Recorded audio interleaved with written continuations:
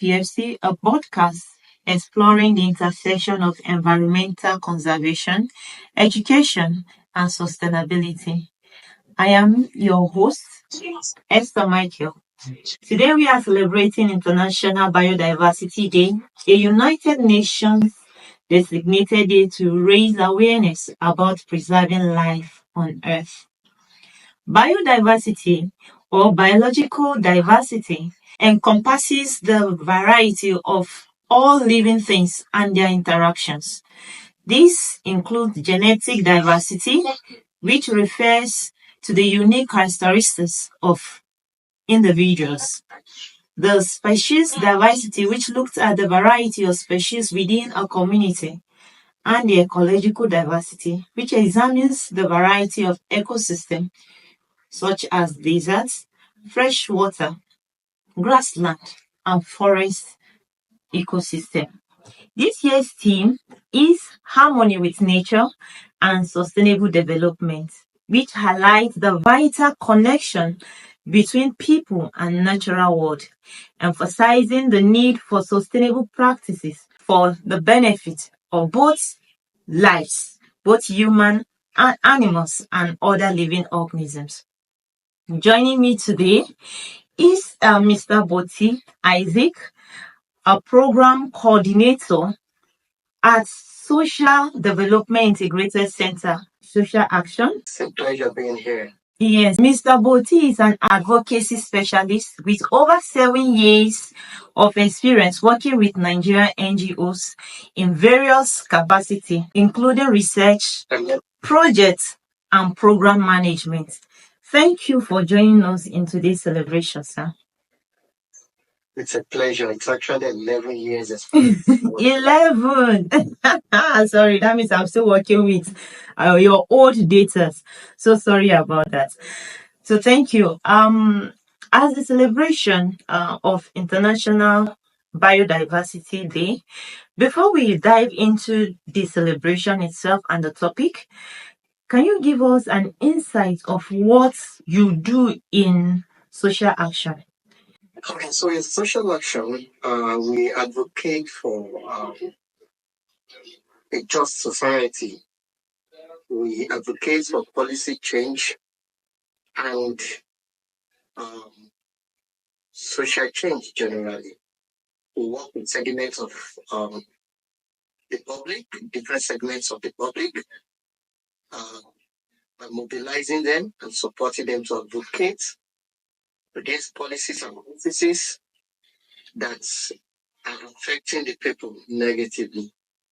And we work in the area of environment, where we campaign against environmental pollution and advocate for people's oriented policies aimed at addressing the impact of environmental destruction on the humans. And also we worked on the issue of climate change, where we looked at the concept of mitigation and adaptation as a strategy to managing climate crisis in Nigeria and globally. And we also work around resource justice, where we promote access to resources and equitable distribution of resources from oil extractions, better utilization of resources from oil extraction, and supporting the communities to benefit from the same resources that have been taken away from the environment. So then we also work around public finance accountability, where we advocate for, where we campaign against corruption, grand corruption, and retail corruption at the state and the subnational level and at the local government level. Working with civil society to ensure that transparency and accountability becomes the order of the day and embraced by all stakeholders. So these are what we do in social action. And social action work across Nigeria with offices in Abuja, in River State, in Maiduguri, where I'm speaking from currently, in Delta State, and other community advocacy centers across communities in the Niger Delta. So that's what we do. Those are what we do in social action. Thank you. You mentioned handful of activities, projects, and programs that social action does. You are doing amazingly in that aspect. I can't even fathom the areas you've mentioned. You've mentioned over 10 areas of field where you've been working on. So I really want to appreciate you and also the work that social action have been doing over this period. And also in the aspect of the environmental sustainability, we've had and I've also seen some of the projects you've carried out and the product, or rather the results of what you have done as well. Thank you so much, sir. So diving into today's topic, which is harmony with nature and sustainable development. First, we know that the celebration is centered on biodiversity. So, what, in your own terms, what do you understand by biodiversity, and why is biodiversity crucial for our planet?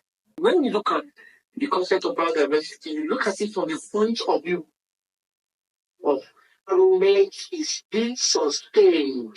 The idea of biodiversity represents the totality of the environment components of the totality of the environmental components that sustain life, promote growth and development, and provides or supports the basic necessities of life that are fundamental to human and animal existence. Okay. So that is a detailed explanation of what biodiversity is. And also we ask, why is it crucial for the planet? You also explained that aspect of it as well. So what are the most critical biodiversity issues? Now, you've mentioned the aspect of explaining what it is. You were able to give us some importance of biodiversity. Okay, what are the most crucial biodiversity issues that do not receive enough attention? Because if there are benefits, the reason why we are celebrating this, we believe that so many things, so many of these microorganisms, animals have gone into extinct, and there must be a cause of all of this. So, what are the crucial issues that did not receive enough attention for all of this to happen? There are several issues we can talk about. A very critical one is deforestation. Okay.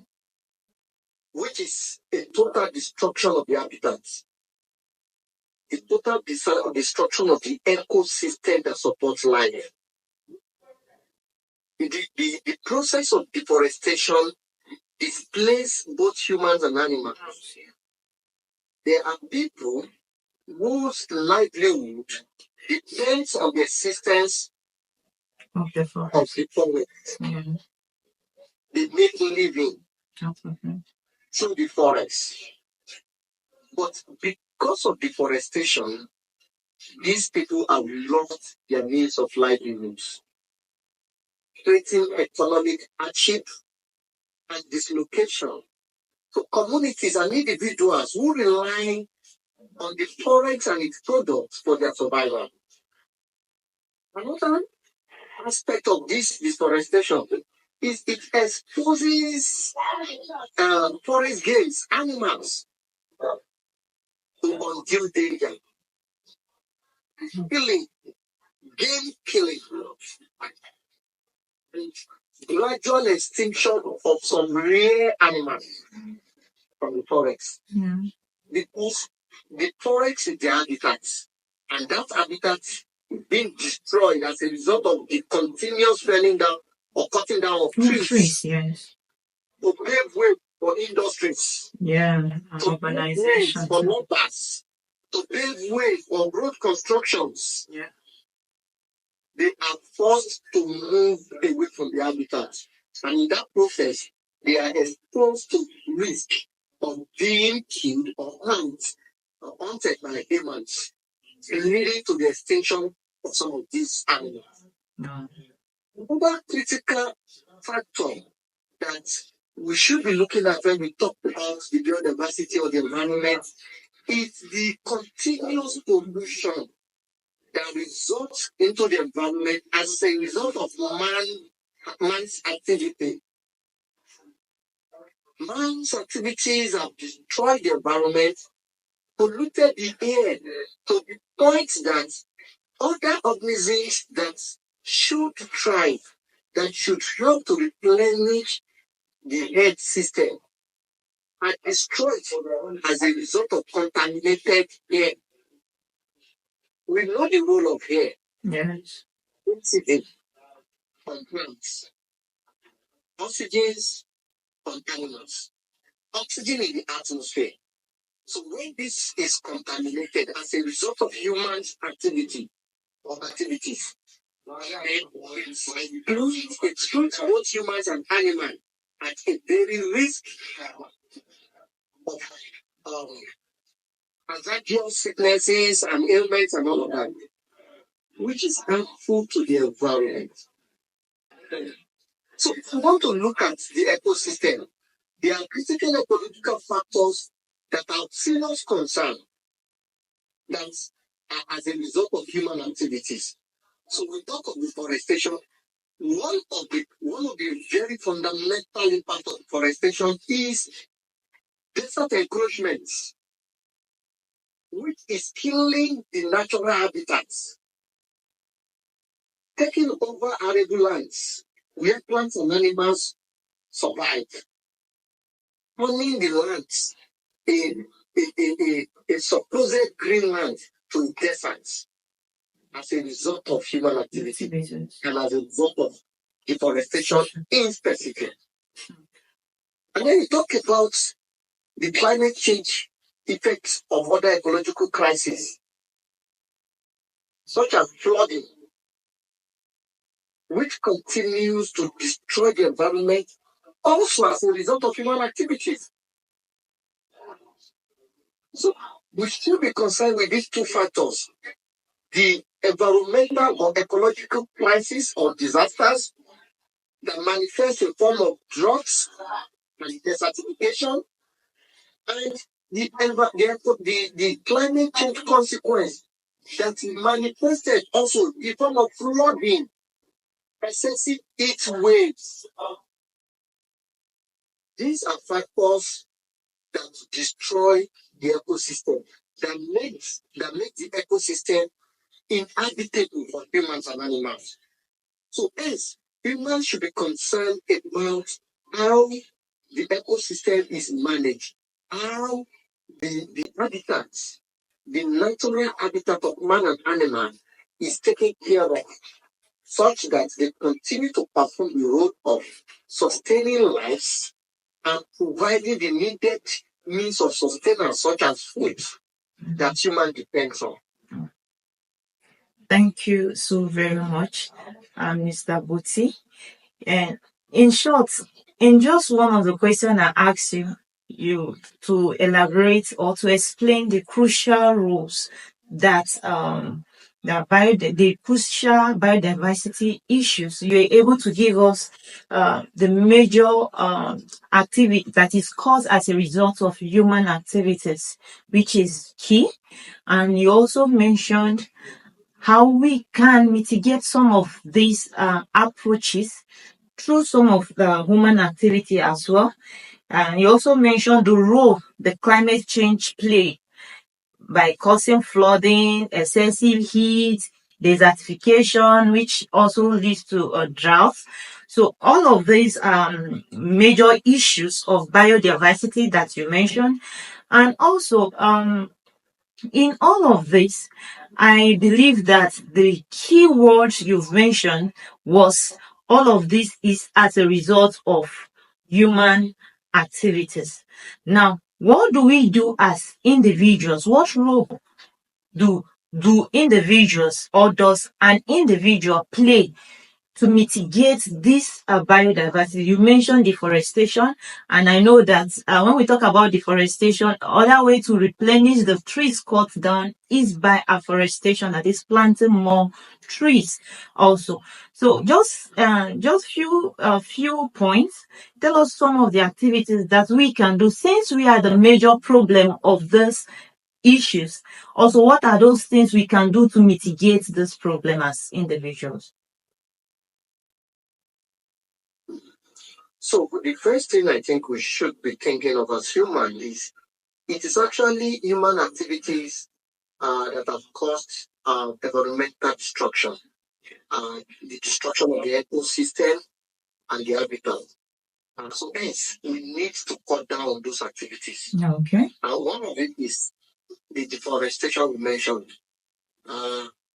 So now what we need to do is to promote afforestation at individual level, at family level, at organization level. We should support the replenishment of Mother Earth through planting of more trees. Of course, it takes time to grow, but then it is better to plant now so that in the next 10, 20 years, we will not be talking of deforestation, or we will not be talking of droughts, we will not be talking of flooding and other ecological disasters again.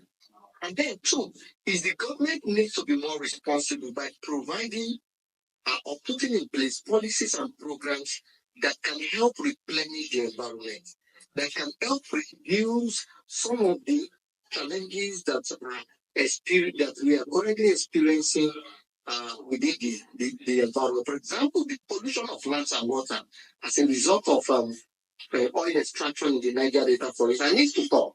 The extraction of fossil fuel continues to contribute to pollution, and as such, that needs to stop. So we are saying that there's a need to shift away from extraction of fossil fuel into things like renewable energy and other clean energy solutions that can help to mitigate the impact or the destruction that doesn't go us within the destruction of the ecosystem. So highlighting the roles individuals play in biodiversity mitigation, Mr. Botti was able to give us some highlights, which he said promoting afforestation by individual commitment, because the major issues faced by this problem we are looking at today is human activities, and the human itself have to play a lot of roles in mitigating these issues, which he mentioned afforestation, that is planting of trees,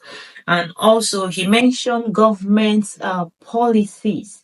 And in the government policies, we know that so many policies have been made by the government. So one of the major issues we are having is the implementation. Also, you're able to give us some other areas. So in the course of explanation, the network could not allow Mr. Botti to join us. So on this note, I will be giving us some of the highlights of what the government can actually do when it comes to ways of mitigating biodiversity loss. We also, if the government can have something like game reserve, I think in some of the countries, parts of the country, we have game reserve, parks, and the rest of that. That we have special species that are going into extent that are reserved in that area. Other than the government's policies they have set aside, we want the government to take targeted actions to preserve species, especially those that are critically endangered. For example, they can prohibit persecution of endangered species, right? By setting up a certification scheme for sustainable practices. So I think this is another major role the governments can play. Governments can combat wildlife crime by enforcing laws and regulations, working with international partners, and supporting conservation efforts. I know that some of the public figures are always endangering our wildlife in the name of entertainment. So if governments can have a policy guiding this, all of this, I think it will reduce to some extent. And on the last, I want us to talk about what governments can do. They can encourage sustainable development practices such as ecotourism. If governments can see into some of the suggested areas, I think the loss of biodiversity will be a history, or it will be managed. Thank you so very much, Mr. Botti Isaac, for sharing your thoughts on today's topic, which says harmony with nature for sustainable development. Mr. Botti is a very busy person, and we really want to appreciate you for joining the call. Out of your busy schedule, you're able to find a way to answer the call or be with us today. Thank you. We really appreciate your effort. Thank you for your insights. Thank you for your contributions. Thank you for all what you do for the sustainability of the environment. So to our audience, as we rightly say that today's topic is harmony with nature for sustainable development. Just as humans have a fundamental right to life, other living things also have an inherent right to exist and thrive. Recognizing the value of all life forms, we must acknowledge and respect the rights of animals, plants, and ecosystem to coexist and flourish. Let's work together to protect our planet's precious diversity. And to our wonderful audience, thank you for listening, and we encourage you to join our podcasts by subscribing to our YouTube channel, EcoPod with PFC. Stay tuned for more episodes exploring the intersection of environmental conservation, sustainability, and education. Bye.